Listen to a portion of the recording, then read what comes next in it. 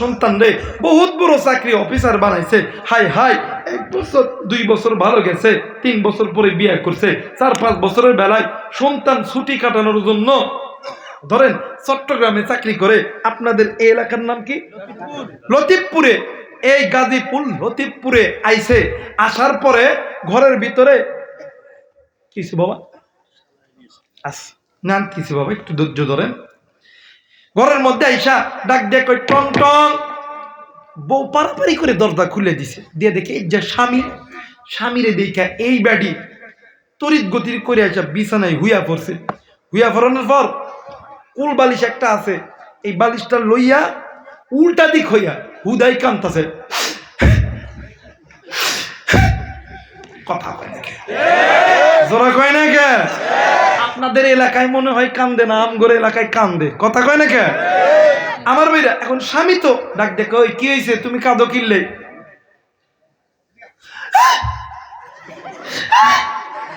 এখন স্বামী কই কিরে, তুমি ভালা মানুষ, দরজা খুললা, তুমি এমন করে কাঁদো কিনলে, কি হয়েছে গো? তোমার বাপ আর মায়ের সাথে ভাত খাইতাম না। এখন পোলা তো ডাক দেখো, কেন খাইতা না? ওই খাইতাম না। তোমার কাছে 2টা অপশন, একটা হলো মা আর বাবা, আর একটা হইলে আমি, তুমি কোনটা নিবা, কোনটা দিবা বলো না। সন্তান তো মা বাবার চাইতেছে, ডাক দেখো তুমি মার সাথে থাকবা, বাপের সাথে থাকবা। আমার বাপে 10 লাখ টাকা দিছে, টেয়া দাও। পালসার গাড়ির চাবি দিছে, চাবিটা দাও। সকালবেলা উঠে আমি বাপের বাড়ি যাবো। এখন এই হিজরা মরক ডাক দেখো, তোমারটাই ঠিক, বাবার মারে ভাত দিতাম না। কথা কয় না তারা, আস্তে কথা কই বড় ওই গ্রুপের লোক। কথা কয় না তারা, আস্তে কথা কই বড় ওই গ্রুপের লোক। কথা বলেন ঠিক কিনা? আমার ভাইরা, আমার বন্ধুগণ, যুবক ভাইরা, তুমি কোন মারে কষ্ট দাও, কোন বাপরে কষ্ট দাও? এদিকে অনেক যুবক আছো, অনেক কলিদার টুকরা মুরব্বী আছে, অনেক ব্যবসায়িক আছেন, অনেক ডাক্তার আছেন। আমরা দেখবেন আলেম ওলামা দেখলে দোয়া চাই, হুজুর একটু দোয়া করেন আল্লাহ যাতে আমার আর্মি বানায়, পুলিশ বানায়, বিডিআর বানায়, র্যাব বানায়, আমাদেরকে কাউন্সিলর বানায়, এমপি বানায়, মন্ত্রী বানায়। দোয়া চাই কি চাই না? আর একবার বলেন, জোরে বলেন। আলেমরা দোয়া করলে আলেমদের দোয়া কবুল হয়, কিন্তু আলেমদের দোয়ার আগে 2জন ব্যক্তির দোয়া কবুল হয়। একজন হইল মা, আর একজন হইল বাবা। কলিজার টুকরা ঢাকাবাসী যুবক ভাইরা, মুরব্বী বাবা, কি দিয়ে বুঝাইলে আপনারা বুঝবেন, কেমন করে বুঝাইলে আপনারা বুঝবেন? বুঝানোর মতন কোনো ভাষা নাই। আমার কাছে তো কোনো এলিমও নাই, আমলও নাই যে আপনারা বললে বুঝবেন। আমার কাছে আল্লাহর কোরআন আছে, কোরআনটা মাথায় নিয়ে বলতেছি, আল্লাহর কসম, দুনিয়ার জমিনে যদি কোনো সন্তানের জন্য মার বাবা আসমানের মালিক আল্লাহর কাছে হাত তুলে, আমার মালিক আল্লাহ কোনদিন খালি হাতে ফেরত দেয় না। যুবক, তোর কি দরকার? তোর টাকা লাগবে, আর্মি হবি, পুলিশ হবি, বিডিআর হবি, র্যাব হবি, তুই বড় ব্যবসায়িক হবি। বাড়িতে যা, মা বাবার লোকে দোয়া কর, মা বাবার খেদমত কর, আল্লাহ তাআলা তোর সব দিব। আর তুই কোটি টাকার মালিক হইছিস, army, police, BDR, RAB, MP, মন্ত্রী, তুই মা বাবার খেদমত করিস না, আল্লাহর কসম তুই দুনিয়াতেও শান্তি পাবি না, আখিরাতেও শান্তি পাবি। এই জন্য মা বাবার সাথে অনেক যুবক আছে খারাপ ব্যবহার করে, মা বাবার সঙ্গে জোরে কথা বলে। ভাইরে, মা বাবার সাথে তোমরা জোরে করে কথা কইও না, কারণ এই দুনিয়ার জমিনে ওই মা আর বাবার চাইতে আপন কেউ নাই। ওই মা আর বাবা তোমারে আমারে ভালোবাসে স্বার্থ ছাড়া। তোমার আমার বন্ধু বান্ধব, স্ত্রী, সন্তান সবাই ভালোবাসে স্বার্থের লোভে। স্বার্থ ছাড়া 2জন ব্যক্তি ভালোবাসে, একজন হইল মা আর একজন হইল। আজ থেকে কয়েকদিন আগে ফেব্রুয়ারির 11 তারিখ আমি আবু রাইহান ওয়াজে গেছিলাম, ফরিদপুর জেলা। এক ওয়াজে গেছিলাম, যাই বলতেছে হুজুর ওয়াজ হবো না। আমি কই কেন, কি হয়েছে? ওই ওয়াজের একটা কমিটি মারা গেছে। আমি কই কিভাবে? ওই লোকটার 2টা সন্তান আছে, 2 সন্তান সকালবেলা ওয়াজের দিনে কইছে, আব্বা এইটা লেখতাও, এইটা খাইতাম, এইটা কিনে এনে দাও। এই সন্তানের আবদার মিটানোর জন্য বাপ গেছে বাজারে, বাজার করে আয় যখন বাড়ির দিকে আসবে, আহা, আল্লাহর বান্দা রোড অ্যাক্সিডেন্টে মারা গেছে। এরকম তোমার আমার বাবা কত কষ্ট করছে। অনেকের বাবা রিক্সা চালাইতে যায় মারা গেছে, অনেকের বাবা গার্মেন্টসে মারা গেছে, অনেকের বাবা ধানের খেতে মারা গেছে। মুসলমান ভাইরা আমার বন্ধুগণ,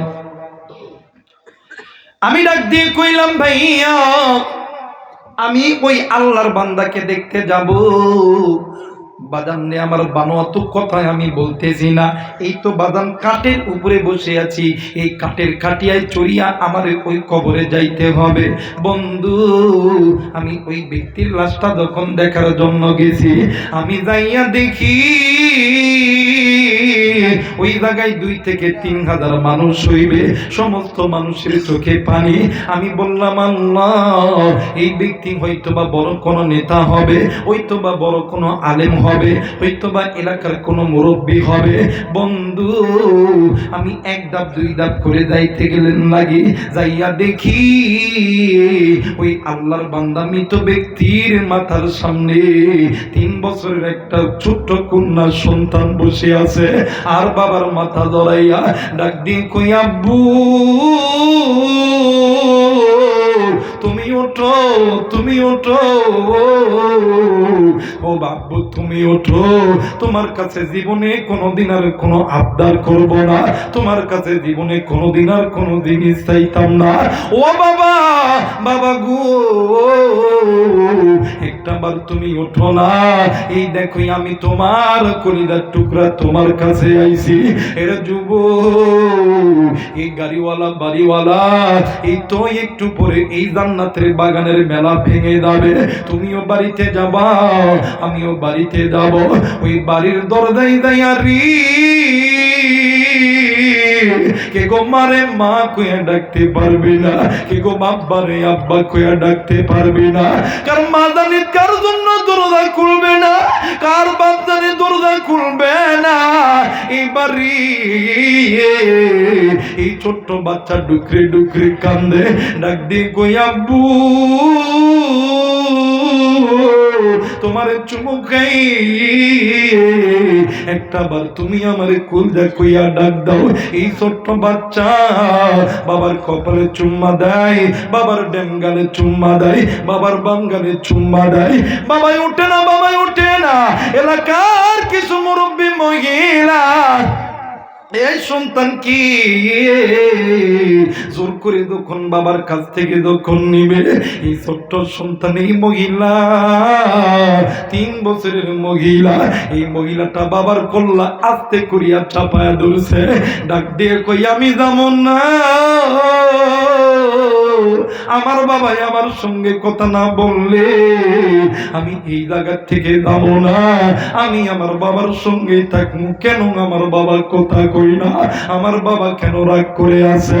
যুবক বন্ধুরে এই জায়গায় মা যারা নাই রে, বাপ যারা নাই রে, এর মতন আপন কেউ নাই রে, এর মতন গরিব কেউ নাই, এর মতন অসহায় কেউ নাই। মা যারা আছে রে, বাপ যারা আছে রে, এর মতন দুনিয়ার কেউ নাই।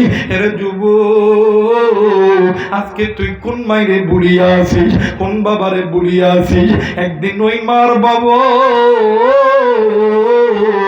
তোমারে আমারে রাইখা ঘুমায় রাইখা ফজরের নামাজের জন্য ওযু করছে, ইতিমধ্যে তুমি আর আমি ওয়া করছি, মা বাবা ফজরের নামাজ পড়ে নাই।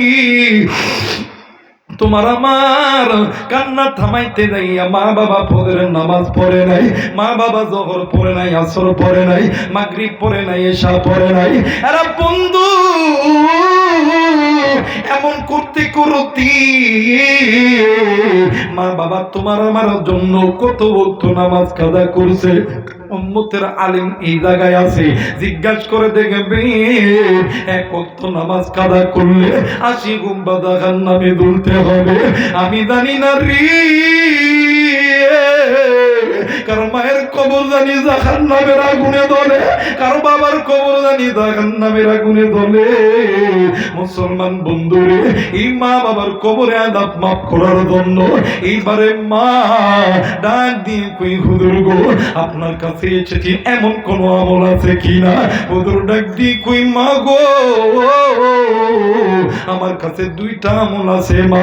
আজকে এই ময়দানে কার জানি মা নাই, কার জানি বাবা নাই, কার জানি আদরের স্বামী নেই, কার জানি স্ত্রী নেই, কার জানি কলিজার টুকরার সন্তান নাই, কার সন্তান জানি কবরে জাহান্নামের আগুনে জ্বলে। তুমি আমি ওই কবরটাকে জান্নাত বানানোর জন্য এই দুইটি আমল করতে কে কে রাজি আছি? দুই হাত উঠিয়া আল্লাহরে দেখাও। আল্লাহ তুমি নজর কইরা দেখো,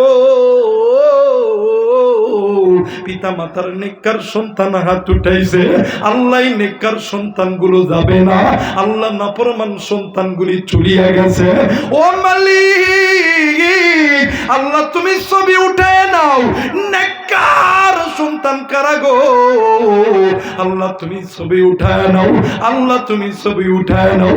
নেককার সন্তানরা যাবে না, নেককার সন্তানগুলো থাকবে, নাফরমান সন্তানগুলো চলিয়া যাবে। মুসলমান ভাইরা আমার বন্ধুগণ, হাতটা নামায়া দাও। এ বন্ধু, মা সন্তানের কবরটাকে জান্নাত বানাবে, আপনি আমি মা বাবার কবরটাকে জান্নাত বানাবো। যুবক, কোন বাবার কথা মনে পড়ে না? কোন মায়ের কথা মনে পড়ে না? আমি আমার কথাই বলি রে, বছরে দুইটা ঈদের দিন, একটা হইল ঈদুল ফিতর আর একটা হইল ঈদুল আযহা। এই দুইটি নামাজ পড়িয়া এতিমের মতো নজর কইরা দেখি অনেক সন্তানের বাবা অনেক সন্তানকে করে নাই। এ বন্ধু, সন্তানও আব্বা কইয়া ধরা ধরে। আমি আবুরাইগা মাথাটি নিচের দিকে দিয়া আল্লাহরে ডাক দিয়ে কইতাম, আল্লাহ আমার যদি বাপ থাকতো আমার এই এমনি কইরা কোলে নিত রে আল্লাহ। মুসলমান বন্ধুরে, ওই বাপ আমার কবরটাকে জান্নাত বানানোর জন্য আপনি আমিও আমলটা করব, বলেন ইনশাআল্লাহ। জোরে বলেন ইনশাআল্লাহ। মুসলমান বাবাজি, এইবারে মা জননী ডাক দিয়ে কই, হুজুর বলেন বলেন আমলটা কি? হুজুর ডাক দিয়ে কই, মা গো, এক নাম্বার আপনি আল্লাহর কোরআন পড়বে। এই তিলাওয়াতুল কোরআনের ওসিলায় আল্লাহ তাআলা কবরে আযাব মাফ করে দেয়। আরেকবার বলেন সুবহানাল্লাহ, আরেকবার বলেন সুবহানাল্লাহ। এ মুসলমান বাবাজি, ডাক দিয়ে কই, বাবা গো, দ্বিতীয় নাম্বার আমল কি? ডাক দিয়ে কই, মা গো, দ্বিতীয় নাম্বার আমল হইল আপনার যদি অর্থ থাকে আপনি আল্লাহ রাস্তায় দান করে দিবেন।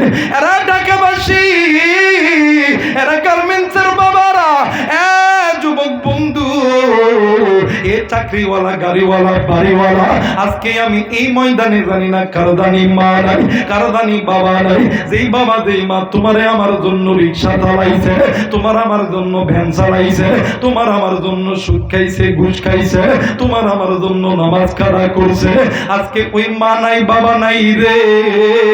যেহেতু মসজিদ আল্লাহর ঘর, মাদ্রাসা নবীর ঘর, এই জায়গার ভিতরে তেলাওয়াতুল কোরআন পড়া হয়। যেই তেলাওয়াতুল কোরআনের ওসিলায় আমার আল্লাহ এই লতিফপুরের মাটিতে যত মাইয়াত কবরে আছে রে, আল্লাহ তাআলা কবরে আযাবগুলো মাফ করে দিবে। এই কোরআনুল কারীমের দরকার আছে বন্ধু, এই মসজিদেরও দরকার আছে। ও বন্ধু, যেহেতু এই কোরআন আল্লাহর জান্নাতে নিয়ে যাবে, বলেন তো দেখি এই কোরআন দামি না কম দামি? জোরে বলেন দামি না কম দামি? আল্লাহ বলেন, ইন্না নাহনু নাযালনা যিকরা ওয়া ইন্না লাহু লাহাফিজুন।